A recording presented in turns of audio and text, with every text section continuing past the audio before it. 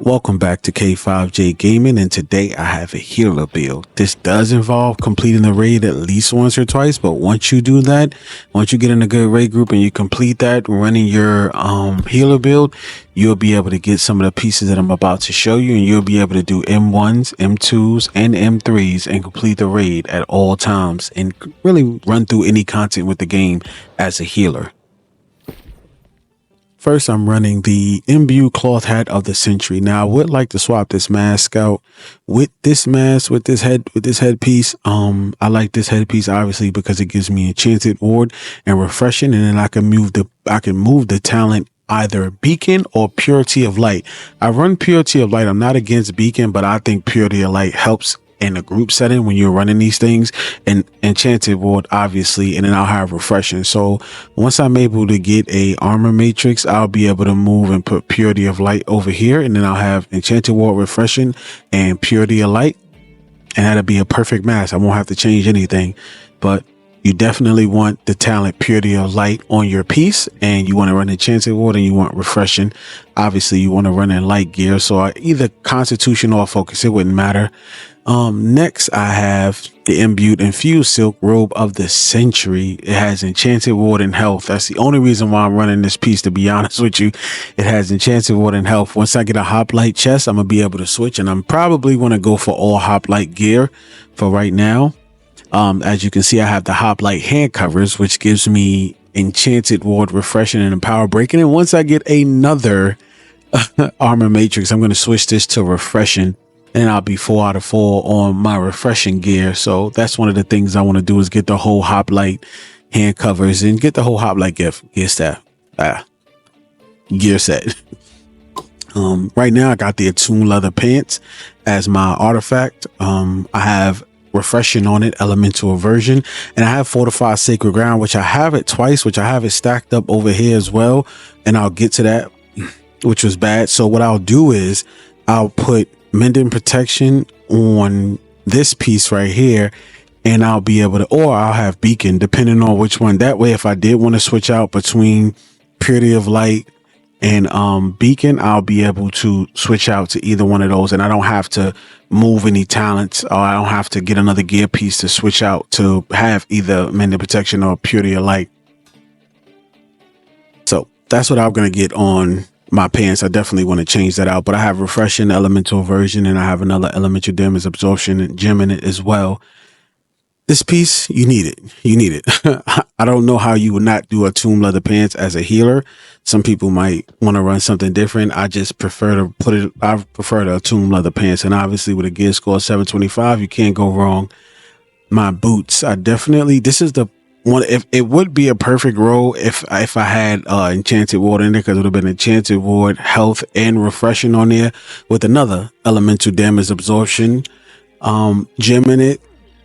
I like the piece, man, and I ain't seeing nothing right now that's in the store, because everything is just overpriced in the store. If you know, you know. But for one, I would like to get some hoplite shoes to go here, and hopefully with the completion of the raid, I'll get that. So that's pretty much the gear. We can move on to the hoplite lifestyle. This is what makes the build go. As you can see, I have rally in it for 15% damage and outgoing health while you're at full health. Why not, right? I have blessed for 12% outgoing healing efficiency. Refreshing move. I like refreshing move. Some people probably will want refreshing in there or something like that. I like refreshing move because I like my cooldowns. I like to get my cooldowns continuously to go. So for my play style, I like to have refreshing move in there. So these are perfect for me. Now I'm going to switch out. I'm going to keep this in here because I'm going to move the fortified sacred ground off of the pants. So don't worry about that talent. It's doubled up right now. But once I get my armor matrix, I'm definitely going to be moving that off of that piece. So don't worry about that. But yeah, if you get this hoplite staff, if you're running your healer build inside the Gorgon raid, this would hopefully drop for you and you'll be straight to go. My artifact is my life taker. I love this piece. Obviously, refreshing move. Again, a hit light and heavy attacks. Reduce your active cooldowns by 2.5%. Petrifying Screen, great talent on there. Life Stealing, Keen, Negative Energy. Like this, outside of the Hoplite Void Gauntlet, this is a no-brainer. If you know, you know. If you played the game long enough, you know. Life Stealing, heal for 7.1% of the damage you deal.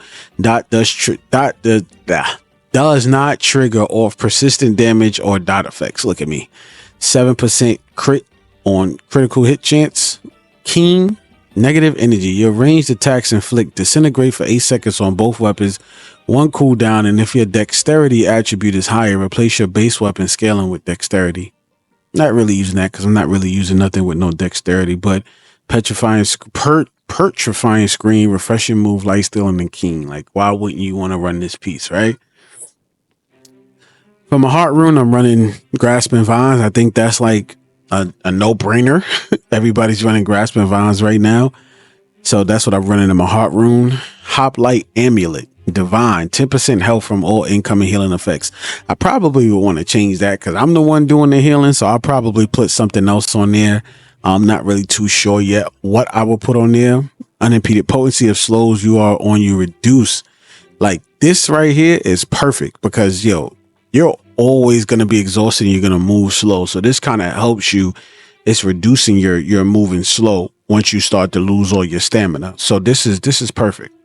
And in health, you can't go wrong with health. So a talent I probably would add on there. Not too sure yet. I would probably put Refreshing on there if I can get under Refreshing, and I would take that Divine out, or I would take the Divine out and put something else over there.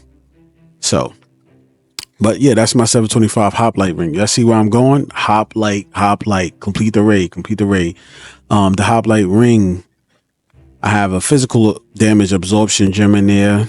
Obviously hardy for max stamina, and Sacred. Sacred is one of the things you need on any piece that you get. Any piece, any jewelry piece that you get, you gotta have Sacred. You got to have Sacred. Now that Bloodletting, I would definitely change that for something else. I gotta get a better talent than Bloodletting because I'm not doing anything that does bleed. But the first two, you definitely want that max stamina. You want that outgoing healing efficiency. The Gorgon Earring, Healing Toast. I would like to put Purifying Toast. I don't know. I like these talents as well. On Heart Room, heal for 10% of your max health. Perk stack one on one. I like that. Regenerating, I'm getting health on every second that I stay alive. So I don't have to pop a med kit at all time. Regenerating 0.53% health every second. And duplicating toast. When you drink a potion, 16% chance. Now I would rather have maybe Purifying Toast. But I like these talents. So this is why I kind of have this earring. Maybe I might change out for something, or maybe somebody in the comments might have something, but this thing really works. I wish I had I'm gonna have some game film to show you guys how regenerating works, but I like regenerating. And that's pretty much the build, ladies and gentlemen. You can get a lot of these pieces easily by just doing the raid. And the reason, and I'm also having 300 con and 317 focus. And the reason why I do that is because if I go down here, where's my focus food at? Where's my focus food? I seen that's focus food, but I need my other. Here we go. So if I use this, right, that puts me at 365 focus and 300 con. So I'm not easily I could easily go 250 and raise that up to 400, but I think you get reduced healing once you go past 350. So I feel like you can stick it around and go 300 con and 365 once you start to get these higher gear score pieces. So I like the 300 con because I'm able to stay alive. And even in OPR, I'm able to stay alive a lot longer than some of these other DPS guys. And I'm in all light armor. So if you're not familiar with light armor, so that's why I run 300 con, 365 focus. If you're not familiar with light armor, your base damage is 15%. Yeah. 15% extra. Your outgoing healing is 30%. So please do not use medium armor to heal. Do not use heavy to heal. I don't know why people do that. It's just simple. Now let's get into y'all see that 365 focus. Y'all see that. But let's get into the weapon mastery and talk about this real quick. I went with Protector's Touch. Life Staff's basic attacks grants 15% fortify for 3 seconds when hitting the enemy. Love Protector's Touch. Glowing focus lifestyles buffs you grant lasts 20% longer. Orb protection. I said mending protection. I'm sorry, y'all.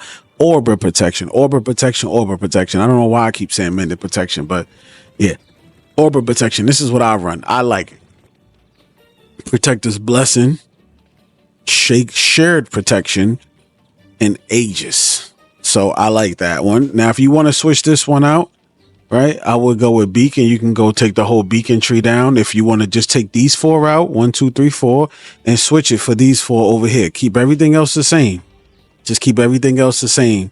But I go with purity of light. But for right now, absolve, light, and life staffs. I don't know why I'm struggling reading right now. Life staffs heavy attacks restore 5% of your max mana when they pass through allies. Blissful touch. You need it. You just need it. You just need it. Like, look at it. You just need it. You read it and you tell me you don't need blissful touch, right? So then I go to purity of light. I go to splash of light. I love splash of light. You know, you and your group members within 25 meters are healed for 80% weapon damage. I'm smacked. Like, I love purity of light. Shared recovery because you're healing for more and you gain 50% of your max mana. Purify splash of light removes 1 debuff. So when everybody's poison in your group and y'all running through M1s or M2s, M3s, and everybody's poison, just keep slapping that on, taking that poison away from them. Revitalize. When you hit it with a light attack, reduce your lifestyle abilities on cooldown. So as soon as you hit somebody, you get more cooldowns from the talent from previously after you use a refreshing move and revitalize. Think about how fast everything is coming back. Intensify. When you hit an enemy with a heavy attack, gain a stacking 10% bonus to outgoing healing effectiveness. Come on. As soon as you hit somebody with a heavy attack, wind that wand up or that life staff up and shoot. Obviously, the bread and butter, you need sacred ground. If you don't know what sacred ground as a healer, then you don't need to be healing. So you go sacred ground all the way down. And then I go desperate speed. When you heal an ally below 50%, life staff abilities cooldowns are on 10%. Like, you're always getting cooldowns on the life staff. So you should be spamming heals. It should be no longer than 5 seconds, 5 to 7 seconds. If you're doing that, you're doing it wrong. If anything above 7 seconds without being sacred protection you're not doing it right. Sacred protection right here, while holding the life staff, increase the amount of healing for non-consumables and lifesteal healing sources to all friendlies in your group by 10%. And then the bread and butter, divine blessing. When you heal an ally below 50%, hit a heal of 30% more. So you should be banging out these heals. Like, you should be banging out these heals. If you need to look at the tree and tell me if it works. I promise you it does. On to the Void Gauntlet tree. I'm going to change that out. I'm going to put Petrifying Scream. Don't worry. I'm going to change it out. So I would have changed out this Void Blade. I would change out that Void Blade and I will put Petrifying Scream on there. I like my Orbital Decay because you get healing when you use Orbital Decay. You can read all of this all you want. When you shoot an Orbital Decay and it goes through somebody and it goes to your teammates, they are healed. The more healing you have, the more you will be good. Draining Orb, gain 5% mana. And you just keep going down.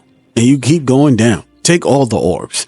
Mana evasion, dodging with 4 mana heals you for 80% weapon damage. Like, just copy the tree. Nullifying Oblivion. This is for the squad. When you do this, you giving everybody else damage. All your friendlies is getting 15% damage every time you drop Oblivion. That's what you need to focus on. The enemy's taking damage. Your teammates is getting increased damage. That's what Oblivion is, right? You're getting weakened on this, right? Reducing their damage by 5%. You're getting weakened per 5% hit. 25% regen for self and friendlies, including inside the radius. Like, you're just doing damage and you're revitalizing stamina. So why not, right? Void Call On. Successful ability hit, gain a stack of Void Essence at 6 stacks. Consume all stacks. Gain a 3M aura that heals self and friendlies for 30% weapon damage. Deals 30% weapon damage per second to enemies within 5-second duration. So you're healing and you're doing more damage. You're healing and you're doing more damage. And you're healing and helping your team do more damage. Why not, right? Refreshing Fertility, 5% cooldown reduction on all abilities when successfully hitting enemies afflicted by 3 or more debuff stacks. That means when you petrify, scream them, orb decay them, and nullify an oblivion, everything is coming down. I mean, hey, I gave you the blueprint, right? I gave you the blueprint. So go ahead, copy this build. It'll get you through everything you need to get through. I've run everything that you possibly can in the game outside that damn beast. We cannot beat that beast at all. But other than that, this is K5J. I'm out. Thank y'all for tuning in.